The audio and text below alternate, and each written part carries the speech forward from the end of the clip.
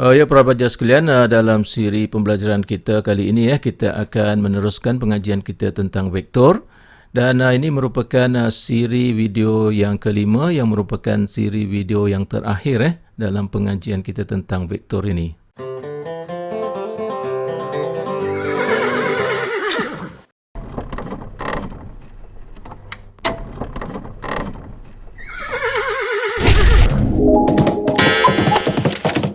Baiklah, dalam siri yang kelima ini apa yang kita akan pelajari iaitu 15.9 berkenaan dengan keselarian dua vektor.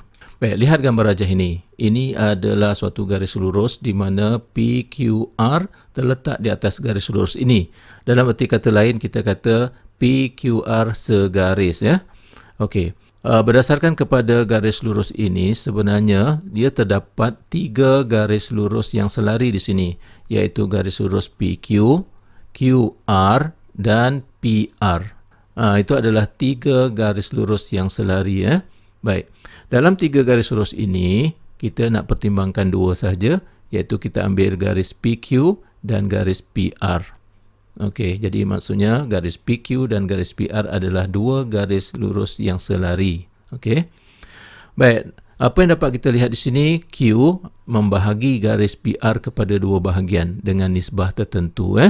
Kita ambil contoh di sini, katalah 2:3 nisbahnya. Jadi maksudnya Q telah membahagi garis PR dengan nisbah 2:3. Jadi bila kita keluarkan 2 garis lurus ini, maka PQ kalau kita nisbahkan dengan PR, maka PR itu 5 lah. Jadi maknanya di sini kita boleh tulis PQ nisbah PR sama dengan 2:5. Okey. Seperti mana yang kita ketahui, suatu nisbah itu boleh ditulis dalam bentuk pecahan. Oleh itu kita boleh tulis seperti ini. PQ per PR sama dengan 2/5. Okey, kemudian kalau kita darabkan PR ke sebelah kanan, maka kita boleh tulis seperti ini, iaitu PQ sama dengan 2/5 PR.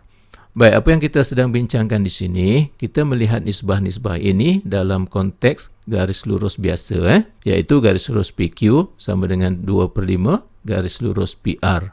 Kalau situasi ini kita bincangkan dalam konteks vektor, jadi PQ ini kita jadikan vektor, jadi PR juga suatu vektor. Okey, maka kita boleh tulis macam ni. Kita cuma letakkan anak panah saja. Okey, bila letak anak panah, dia sudah jadi vektor. Okey. Apa yang dapat kita lihat di sini? Kesimpulan awal kita boleh lihat di sini ialah jika PQ selari dengan PR, maka kita boleh tulis PQ sama dengan 2/5 PR.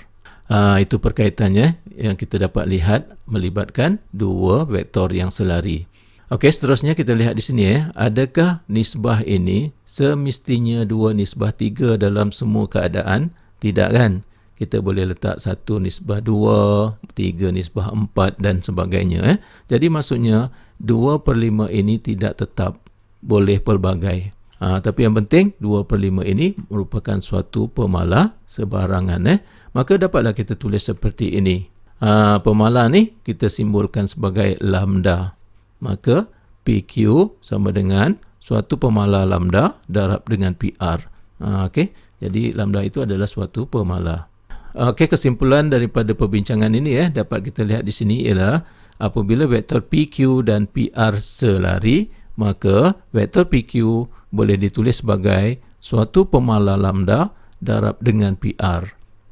Itu kesimpulan dalam perbincangan ini. Okey. Baiklah para pelajar sekalian, jadi berdasarkan kepada perbincangan kita tadi, dapat kita buat satu kesimpulan umum iaitu apabila vektor U dan vektor V selari, jika U dan V selari, maka kita boleh tulis vektor U sama dengan suatu pemalah darab dengan vektor V.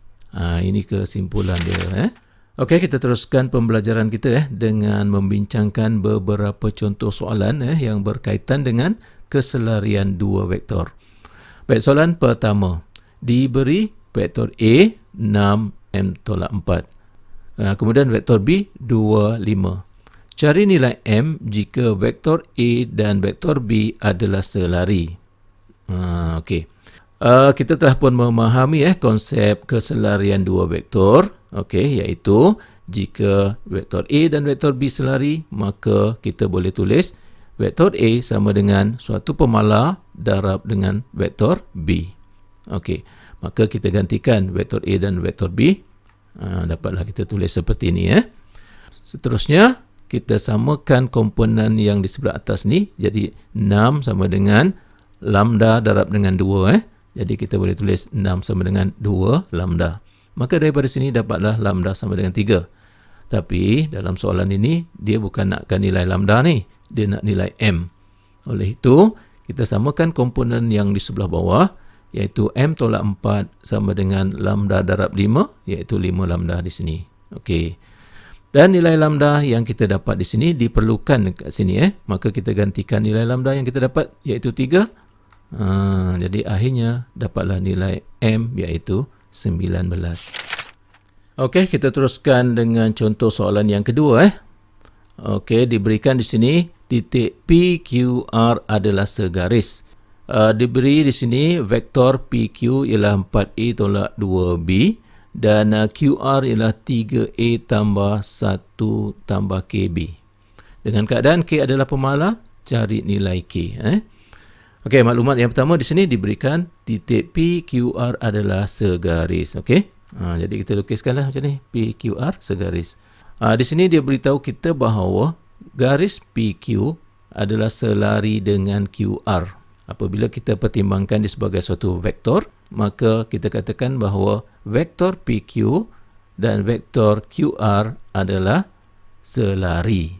Okey, apabila vektor PQ dan vektor QR selari, maka mengikut konsepnya, kita boleh tulis vektor PQ sama dengan suatu pemalar lambda darab dengan vektor QR.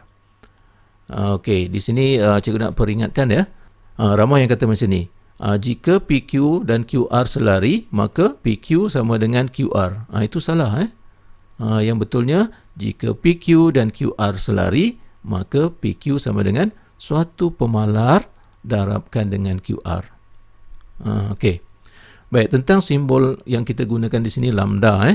Kalau kita nak gunakan simbol lain pun boleh. Selalu juga yang cikgu jumpa dalam buku-buku rujukan, ditulis menggunakan K di sini.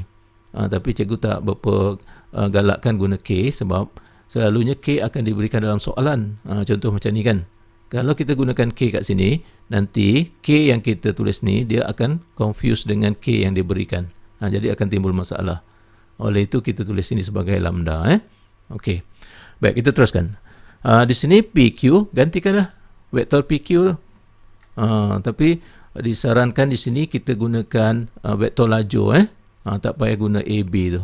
Seterusnya, kita nakkan nilai K. Kita samakan komponen yang atas dulu, iaitu 4 sama dengan lambda darab 3. Jadi 4 sama dengan 3 lambda. Okey, akhirnya kita dapatlah nilai lambda 4/3. Baik, kemudian kita samakan komponen yang di bawah. Okey, dapatlah kita tulis seperti ini. Negatif 2 sama dengan lambda darab 1 tambah K. Okey. Kita gantikan nilai lambda yang kita dapat di sini. 4/3 gantikan. Kemudian kita ringkaskan dan selesaikan sampailah dapat nilai K. Jadi akhir sekali dapat nilai K iaitu negatif 5/2.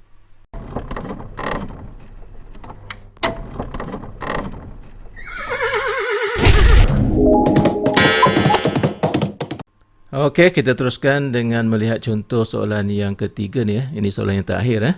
Okey, vektor PQ mempunyai magnitud 10 unit dan selari dengan 1,3.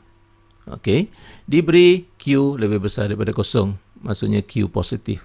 Cari nilai P dan nilai Q. Okey. Okey, dalam soalan ini kita memerlukan dua konsep di sini iaitu yang pertama magnitude, yang kedua ialah selari. Okey. Jadi bila kita perlukan magnitude, pastinya kita perlukan formula magnitude kita tuliskan dulu formula magnitude. Okey. Bila diberikan PQ ini mempunyai magnitude 10, maka gantikan dalam rumus ni, maka kita boleh tulis macam ni lah. Okey, ini adalah magnitude-nya sama dengan 10. Dan X, Y ini, X adalah P, Y itu adalah Q. Maka kita gantikan X dan Y.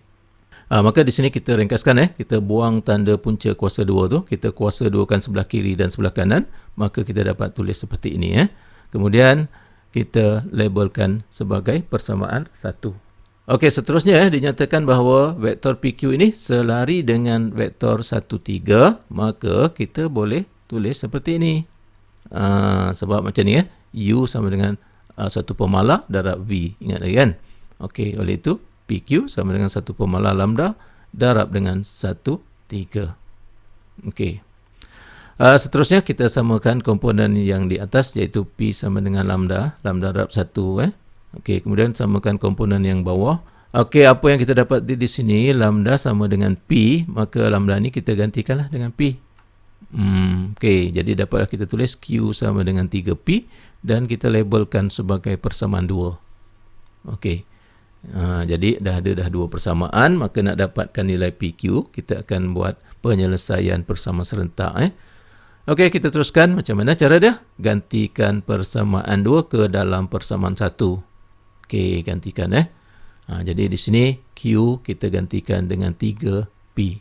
Okey, jadi dapatlah P kuasa 2 tambah 3P kuasa 2 sama dengan 100. Okey, kita ringkaskan 10P kuasa 2 dan ringkaskan lagi P kuasa 2 sama dengan 10, dan di sini kita selesaikan P sama dengan punca kuasa 2, 10. Sepatutnya dekat sini ada tambah tolak, ada positif negatif, tapi disebabkan kita nakkan nilai yang positif, maka kita ambil P itu positif. Negatif tak payah ambil. Okey. Okey, seterusnya untuk dapatkan nilai Q, maka nilai P ini yang kita dapat ni, gantikan dalam persamaan 2 ni. Maka kita dapatlah nilai Q, iaitu 3 darab punca kuasa 2, 10. Itulah jawapan dia, nilai P dan nilai Q. Okey, jadi dengan ini maka tamatlah pengajian kita tentang bab 15 ini, iaitu vektor. Okey. Okey, para pelajar sekalian, cikgu mengharapkan kamu dapat menulis nota dengan sempurna. Okey, ada 9 perkara yang kita bincangkan berkenaan dengan vektor ni. Cikgu mengharapkan kamu dapat menguasai bab 15 ini, iaitu vektor. Okey. Seterusnya, cikgu serahkan kepada kamu semula untuk memahirkan diri masing-masing menjawab soalan-soalan vektor ini. Tak ada cara lain selain daripada rajin membuat soalan-soalan latihan.